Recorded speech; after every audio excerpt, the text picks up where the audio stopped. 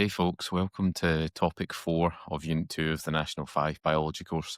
Today we're going to be covering variation and inheritance. So, combining genes from two parents contribute to variation within a species.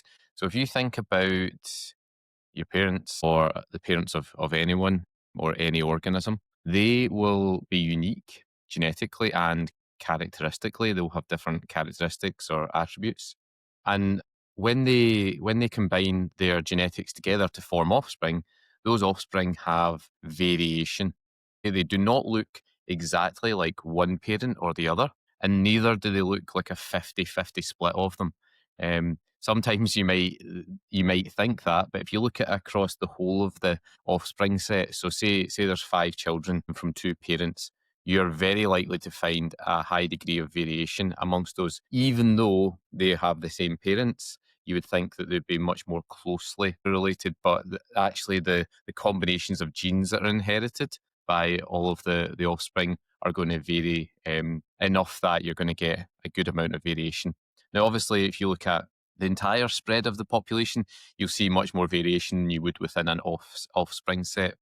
The point is that combining the genes from those 2 parents helps to contribute to variation. And we can see a nice example here where we've got the parent rabbits here and we've got the 5 offspring. Okay? So you can see 3 of them look very similar in many ways to the parents, but then 2 of them look very different in different ways. One's slightly larger, one's a bit smaller, different coat colour, etc. So that variation is important, and we'll learn more in Unit 3 about why variation is so important in terms of survival and evolution of a species. And for now, just remembering variation is key. And that is why we bother with sexual reproduction, because asexual reproduction, where you just clone yourself, you make a copy of yourself, is actually easier in many regards, but sexual reproduction, which is more challenging, provides that variation. So there are 2 types of inheritance that we need to know about. There is what's called single gene inheritance. Okay, so single gene inheritance of characteristics shows discrete variation where measurements fall into distinct groups. Okay, and the way I always teach this to my class is to remember that for single gene inheritance, we have discrete variation, which falls into distinct groups. So remember to dis, okay, dis. So discrete, distinct groups, okay? And a good example of that here is the blood groups that we find in humans. Okay, so each of us will fall into one of these distinct groups. Now, if we look at blood groups in more detail, we know there's actually more variants of that, but just to keep it simple and to show you a nice simple example, the blood groups would be good for discrete variation. Now, single gene inheritance tends to mean that there is a single gene responsible for the inheritance of that characteristic. Okay, so like blood type, for example. Polygenic inheritance, however, the word poly means many and genic genes. Okay, so polygenic inheritance is the inheritance of a characteristic that is controlled by many genes. Okay, so remember, instead of that word poly, remember many, and that will help you here. Polygenic inheritance is controlled by many genes. So polygenic inheritance of characteristics shows continuous variation, and that's where there's a range of values, okay, a range of values between a minimum and a maximum. Okay, and a good example of that is something like height in humans, okay, or it could be height in any organism. We can see a wide range of values there, a nice wide range from whatever height that is to whatever height this is, okay? You're sort of talking like 3-4 feet all the way up to 7, or I think maybe there's even been humans at 8 feet, hasn't there? But there are issues when you're that tall actually in terms of health, but we'll not go into that today. So continuous variation, wide range of values there, and there's a minimum and there's a maximum. Okay, in terms of other situations where you might see this, generally speaking, not always, but generally speaking, continuous variation would be like a data set. So a set of numbers that go from a lower value to higher value, and there is a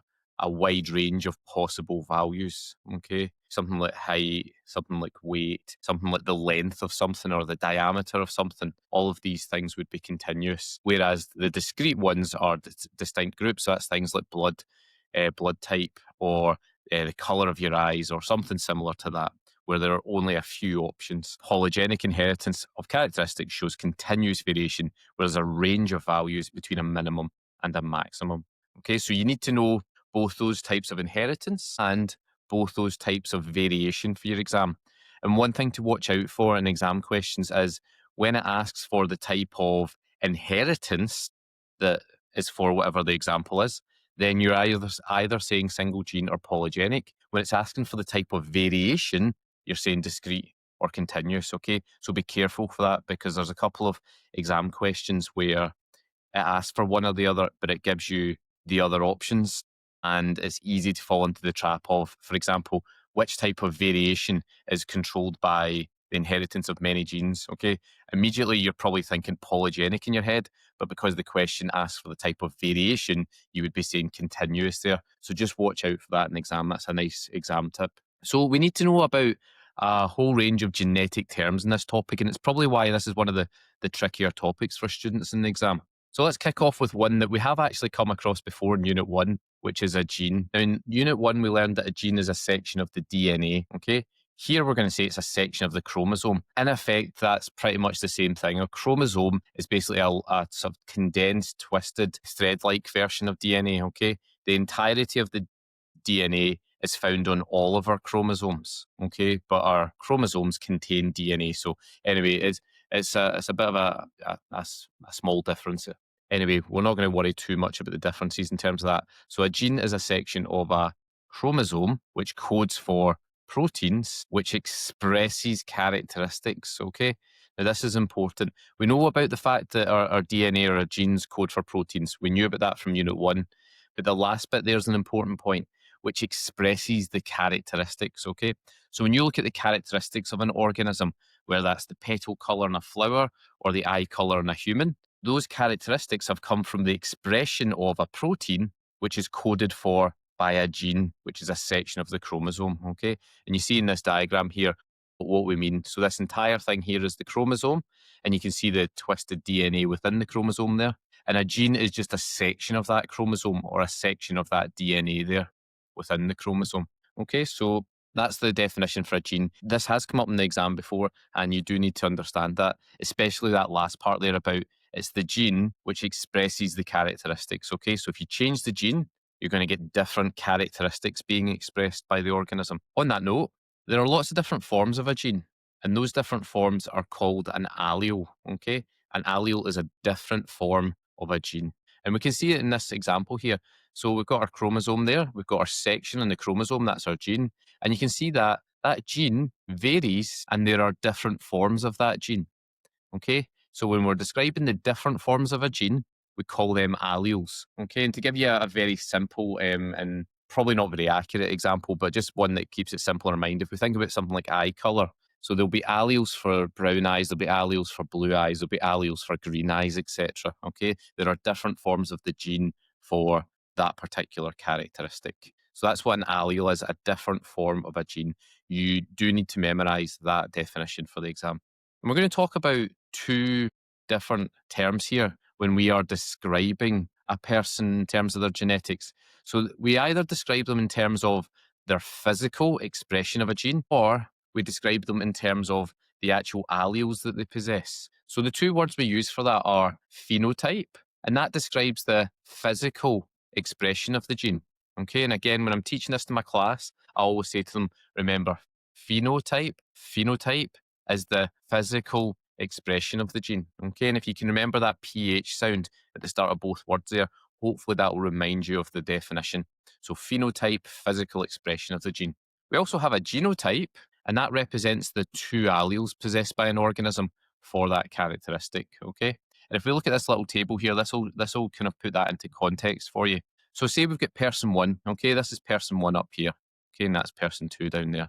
So person 1, we can see they have brown eyes. Okay, so the phenotype of person 1 is that they have brown eyes. Okay, that's the physical expression of the gene, is to give them brown eyes. Okay, the proteins to produce the brown color in their eyes. Person 2 has blue eyes, so their phenotype is going to be blue. Okay, so the phenotype, just like physically describing it, is usually a word. Okay, it's usually a word. So if you're thinking about the phenotype, think, how would you physically describe that person's appearance for that particular gene? And then secondly, we've got the genotype for both of them. Now, we use letters to represent this, and we'll talk about why we're using capitals and smalls in a minute. But let's imagine a capital B represents brown eyes. this person here has the genotype of capital B, capital B. Now, the reason that they have two alleles here, they have two letters here, is because you inherit one of those alleles from one parent and the other allele from your other parent. So for every gene that then expresses a protein for that particular characteristic, we have two copies of the alleles, one from mum and one from dad. Okay, so that's why there's two letters there. And then similarly, we're going to say lowercase b for blue, and that person there therefore has two small b's in their alleles, in their genotype. Okay, so genotype, the two alleles, the two letters, and phenotype, the physical expression. So what does it look like? How would you describe it if you could see it?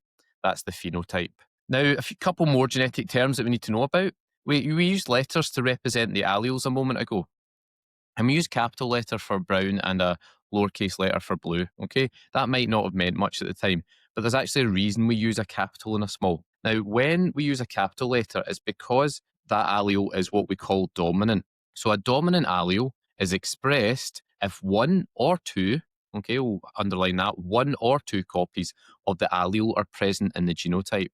Okay, that is usually represented by a capital letter, e.g. a capital H there or a capital B over here. So as soon as you see a capital letter, you should be thinking that's a dominant allele. And if it's a dominant allele, that means it's always going to be expressed if it's present. If you have a capital letter at all, whether you've got one or two, that means that is going to be what is expressed. Okay, in this case, brown eyes is the capital B, isn't it? So that means if you have a capital B at all in your genotype for eye colour, you will have brown eyes. Okay, you only need one copy. Sometimes you have two, but you only need one copy for that to be expressed. Now, the second term that we use to describe our alleles is recessive. Okay, and we used that for blue last time. Now, with recessive alleles, they can only be expressed if two copies are present. Okay, so a recessive allele requires two copies of the allele to be present for it to be expressed. And that's usually represented by a lowercase letter.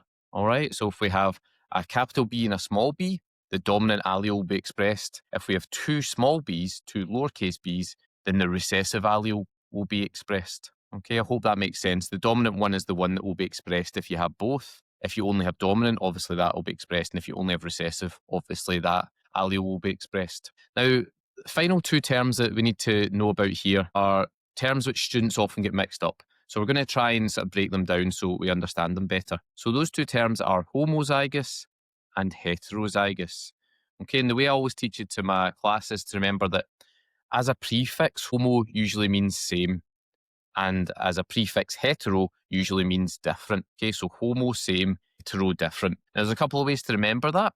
And homo as a word is only 4 letters. Okay, it's short, like the word same, also 4 letters, also short.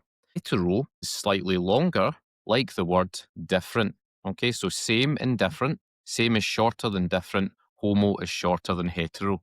Okay, that's one way to remember them. Very sort of simple way to do it, but that's often what I say to my class. Now, if you are homozygous for your alleles, that means you have two matching alleles.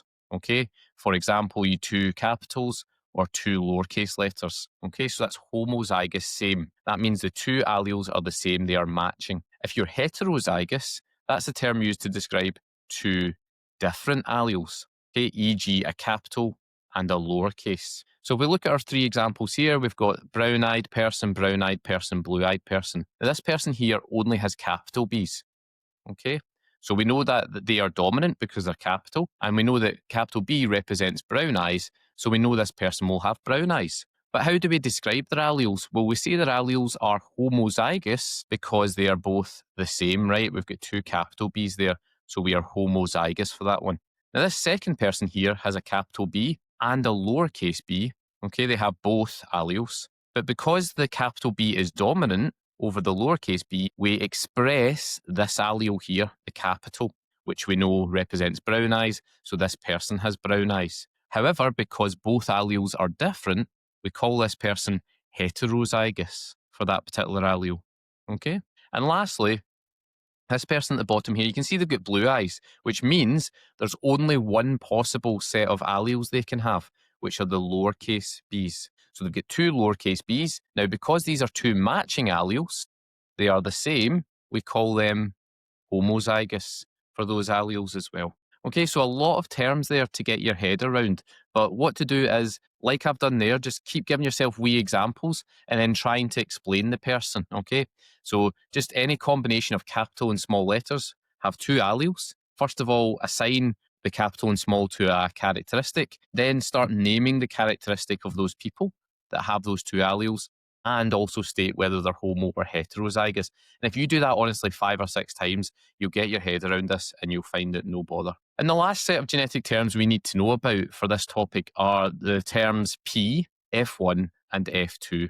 Now, when we're looking at what's called a pedigree chart, it looks a little bit like a family tree. Now, a pedigree chart shows you the inheritance of particular characteristics through several generations of a family tree. Now, P is the letter that is used to represent what we call the parental generation in a family tree. Okay, it's the generation at the very top. And don't get confused here, because, for example, you might be looking at this and thinking, well, that's a child there and that's their parents, so that they must be the parental generation. Not the case in this, okay? The parental generation is the top row of your family tree here, okay? F1 generation is the first generation of offspring in the family tree. So because these are the parents, the first generation of offspring are going to be this row here. Okay, so they are the F1 generation of this family tree. And lastly, the F2, as you might guess, is the second generation of offspring in this family tree, as you can see down here. Okay, so you need to remember which row is which in your family tree. And quite often what I do when I've got a past paper question is I will actually write P, F1 and F2 if it's not already done for me, because sometimes you're asked to identify someone from the F1 or F2 generation, and it's good to know which row is which. Okay, so this is our family tree here. Now let's have a quick look at this actually and sort of work our way through it. Now, from what we know about the genotypes and the alleles and so on from the previous slides, can we list some of these people's genotypes? Well, we've got their phenotype, okay? So brown, blue, etc. That's their phenotype for the characteristic. It's the physical expression. But what is their genotype? Well, we know that everyone with blue eyes is recessive, right? It's got the lowercase b, so it's recessive. You can only get blue eyes if you have 2 copies of that. So therefore, everyone with blue eyes has to be 2 lowercase b's, okay? So we can fill in everyone with blue eyes as having 2 lowercase b's. And this is what I would do if you get a question like this in the exam, is I'd just go through everyone quickly and I would label as many of these people's genotypes as I could. So blue, recessive, all lowercase for all these people. For the people that have got a capital B, now we know that that is dominant, okay? So if you have brown eyes, you must have a capital B, okay? So for everyone with brown eyes, we can go round and we can give them a capital B. They must have a capital B, otherwise they would not have brown eyes. However, this is where it gets tricky, because they might have brown eyes with 2 capital B's, or they might have brown eyes with a capital B and a lowercase b. So we have to work out what people are. Now, the way we do that is we look at both their parents and their offspring. So if we start at this person at the bottom here, this child here has 2 lowercase b's. Now, we know that they inherit one of those from one parent and the other one from the other parent. So on that basis, this person here must have got this lowercase b from this person, and this person also got their lowercase b from that parent there. Okay, so the lowercase b's must have come from each parent, which means both parents, yes, they have a capital B, which gives them brown eyes, but they also carry a lowercase b, which they have passed on to their offspring. And on the same basis, let's have a look at the parents at the top here. Now, this child here, okay, the F1 generation, has a capital B and a lowercase b. Now, we know that they got their lowercase b from this parent here. Okay, this parent can only give lowercase b's, so we know that came from there. Now, this capital B came from this parent here, and we know that they already have a capital B. So actually, that doesn't help us in terms of identifying this person, because they could either be capital B, and still give them a capital B. They could also be capital B and lowercase b, but only give their capital B to their offspring here. So for these people here, we have to list them as either being that or having a 1 capital B and a lowercase b. We list both possibilities, okay? Because it is technically possible that they could be either of those 2 genotypes. We don't know for sure. And again, this person here is in exactly the same situation. We don't know for sure which one they are. Okay, And that's a good little exercise to do. If you see this question in the exam, it's just to go through the family tree and to write down everyone's genotypes that you can write down. And again, that's a question they can ask you in the exam, is to identify the genotype of a person in a family tree. So the last thing to say about variation inheritance is this. Often what we call our predicted ratios among offspring are not always achieved. And a nice, easy numerical example of this is, for example, if we look at humans and we look at males and females, statistically speaking, it should be 50-50, right? There are those two main options in terms of offspring, male or female. So it should be about 50-50. However, if you look at any family, now some families will have an even number of boys and girls in their offspring. But if you look at some families, they might have 4 or 5 children and they're all boys or all girls. Okay, and the reason that can happen is because of these 2 points. Fertilization is a random process, and it involves an element of chance. So you can sometimes be asked this question in the exam, where the question will say something like, why is the predicted ratio of offspring different from the actual ratio of offspring? And what you would say in response to that is fertilization is a random process and it involves an element of chance. Okay, if you say that, you'll get the mark for that question. Okay, so predicted ratios are sometimes different from the actual ratios, and this is the reason why fertilization is a random process and involves an element of chance. Okay, folks, I hope the lesson part of this video was useful to you. As always, let me know what was good and what you would like to know a little bit more about. We're going to move on to some past paper questions now for this topic, because in reality, the best way to get good at this topic is to do the past paper questions. You need to apply what the theory is here to some actual questions. Okay, folks, welcome to the past paper question of this topic. As always, when we're doing these questions, feel free to pause after I've read the question if you guys want to have a go at answering it yourself before I give you the explanations and the answers. So this question here, it says, and a characteristic can either be discrete or continuous. Okay, we're talking about variation there. The range of heights and weights for a group of students were measured and recorded. Earlobe types were also examined and categorized into groups. Which line in the table below identifies the type of variation shown by each of these human characteristics? So we mentioned earlier on that continuous means to go out from a wide range of values from a minimum to a maximum. Okay, a wide range of values from a minimum to a maximum for continuous. For discrete, we said that the characteristic can be put into distinct groups. So let's have a look at these. Height. Now we know that height can go from a lower number to a higher number, so that's a wide range of values, and that there is a minimum and a maximum height for the humans. So we're going to say that that's going to be continuous, right? Weight, very similar, goes from a minimum to a maximum, and there's a wide range of values, so that's going to be continuous. And earlobe types. Now, you can either have fixed or free earlobe. Okay, it's a type. So therefore, that's going to be distinct groups, which is discrete, and it is one of those 2 options there. Now, if we look along the rows, the only one where it has 3 ticks is going to be A, so that's going to be our answer here. Okay. Diagrams below show the same sections of matching chromosomes found in 4 flies, A, B, C, and D. The alleles shown in the chromosomes can be identified using the following key. So that is the allele for striped body, for unstriped body, for normal antennae, and for abnormal antennae. Okay, so which fly is homozygous for body pattern and heterozygous for antennae type? Okay, so let's work out what this means. Homozygous means that the alleles are the same. Okay, the alleles are the same for body pattern. Okay, so which fly has body pattern? That's this one here, either striped or unstriped, as homozygous. So let's have a look. Person A. Okay, now person A has 2 striped alleles there, don't they? They're both the same, therefore they are homozygous. So homozygous there for A. Let's have a look at B.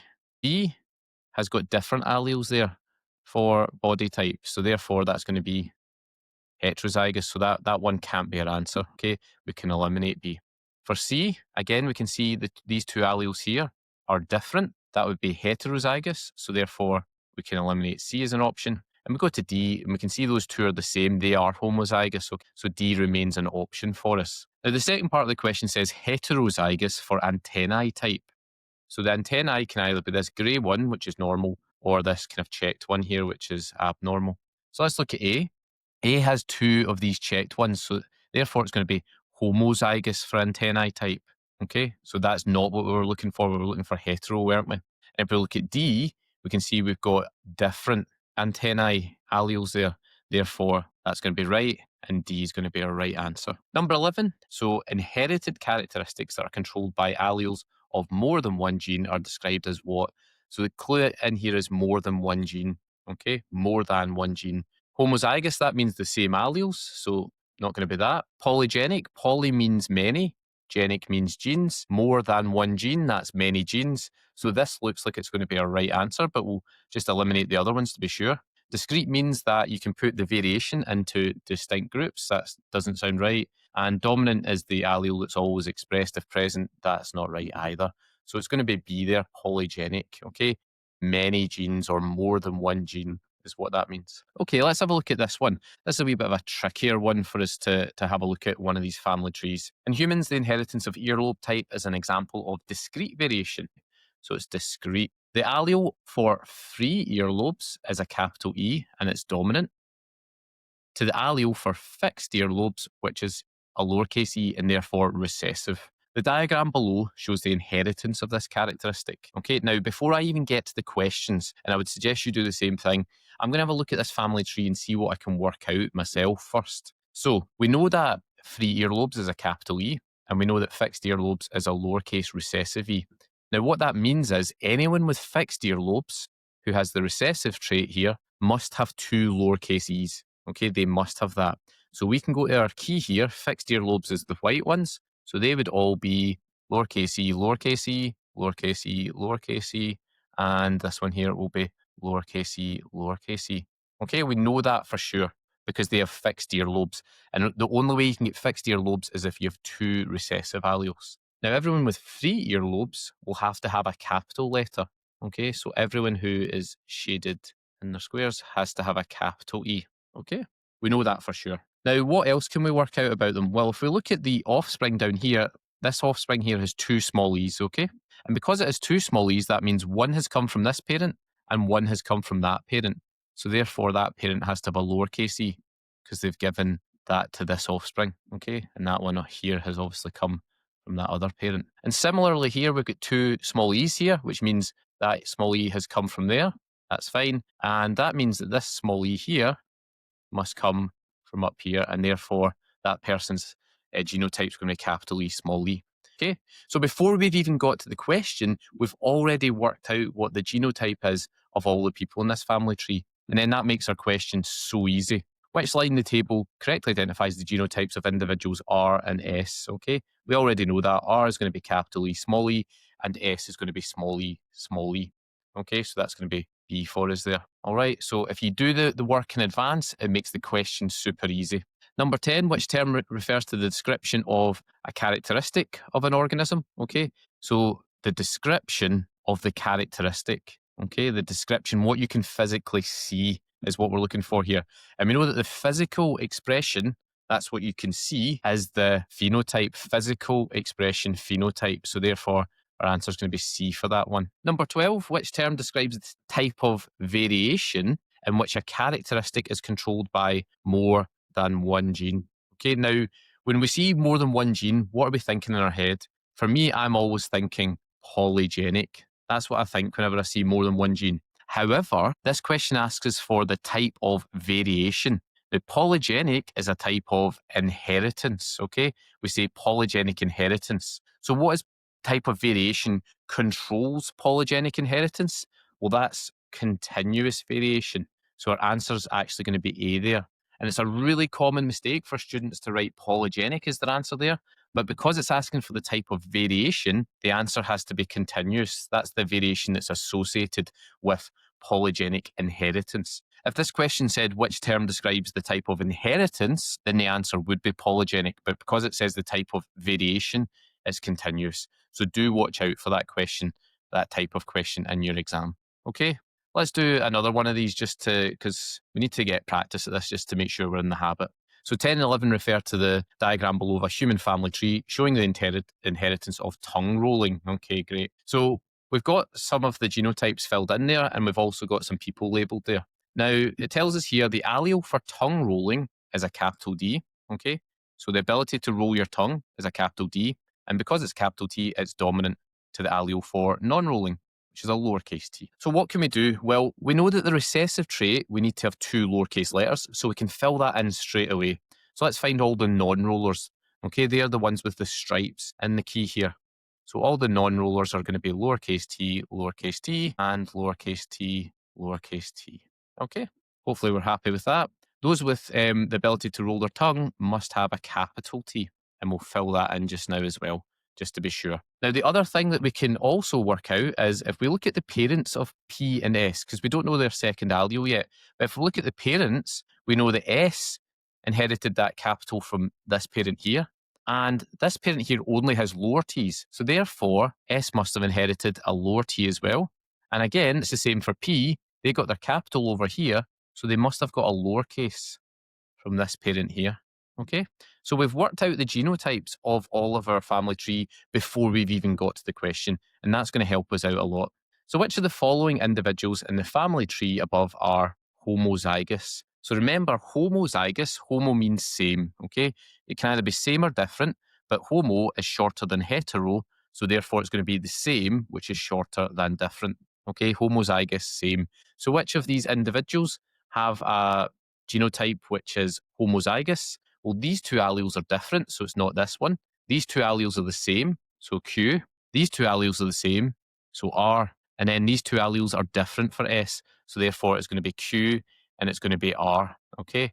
And our answer, therefore, is going to be D. And that makes it so easy for us when we're doing the questions if we first of all work out these genotypes. In question 11, the chance of individual Q and a non-roller male partner producing a child who is a non-roller is, okay, good. So we've got a chance now to do something that we've not had a chance to do in any of the other questions, which is to work out the odds, the chances of the offspring having a characteristic. So if we have a look at number 11, the chance of individual Q and a non-roller male partner producing a child who is a non-roller is. So person Q, we already worked out earlier on that person Q has a lowercase t and another lowercase t. And our non-roller we know is the recessive trait, so they must also have a lowercase t and a lowercase t. Now, although we probably don't need to do the working out for this particular question, because it is quite straightforward, we're going to do it anyway to show you how to do this. So what we do is we put the alleles for both parents down like this.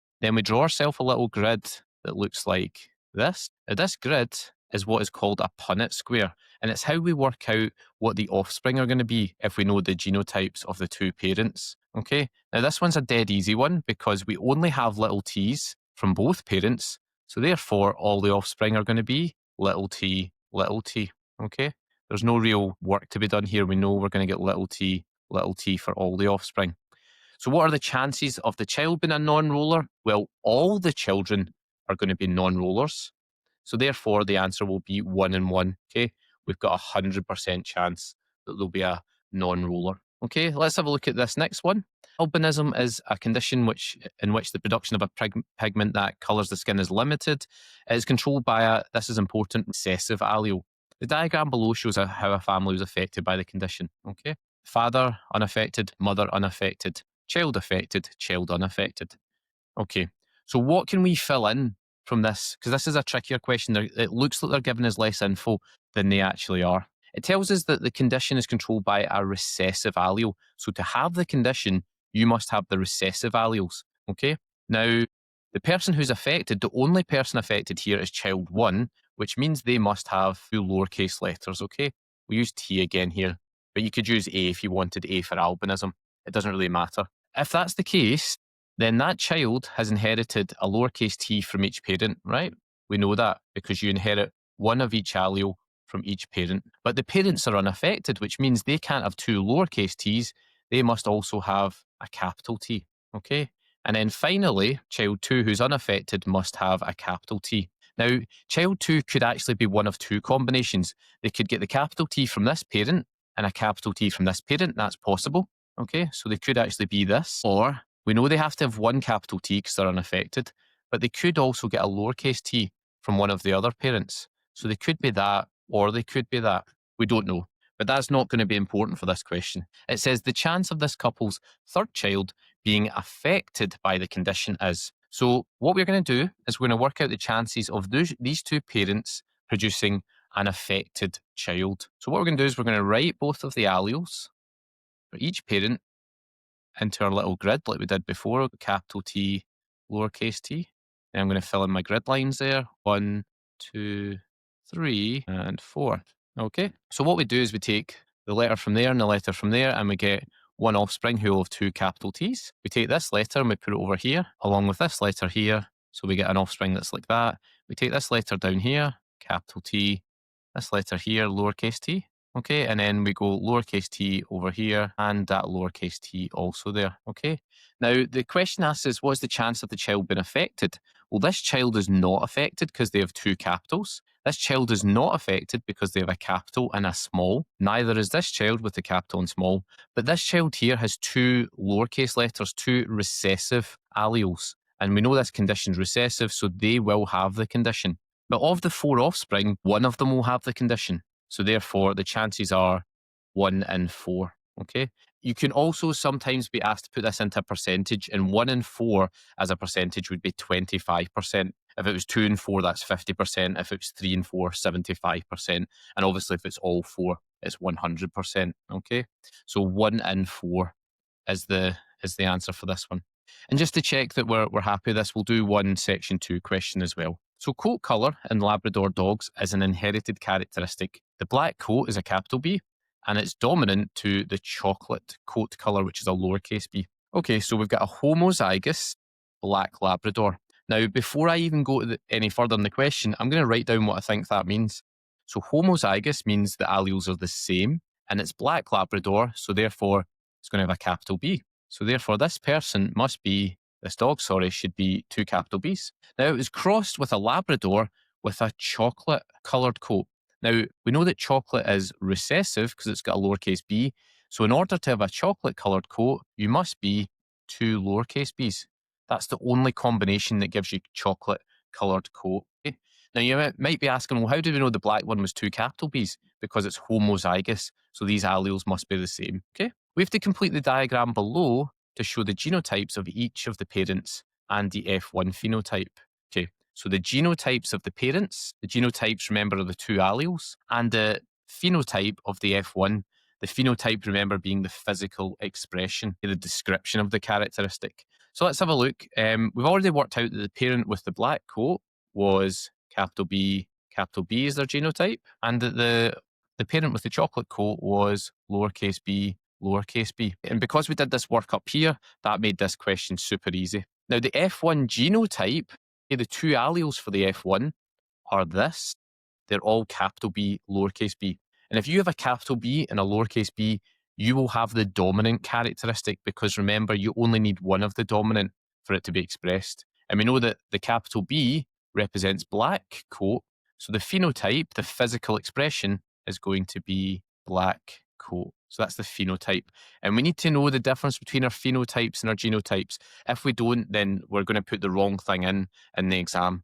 Okay, so the genotype is the genes, if you like, the alleles, the different forms of a gene, and they are represented by 2 letters. The phenotype's the physical expression. So what you can physically see, how would you describe it to someone for that particular characteristic? Okay, B part 1, it says, explain what is meant by polygenic inheritance. Okay, so we know that polygenic inheritance is where the characteristic that's inherited is controlled by, and think about the name, polygenic, many genes. Okay, so we might even say, just to make it a more complete answer, it says inheritance in the question, which is why I missed it out, but just to make it a more complete answer, inheritance of the characteristic is controlled by many genes. Okay?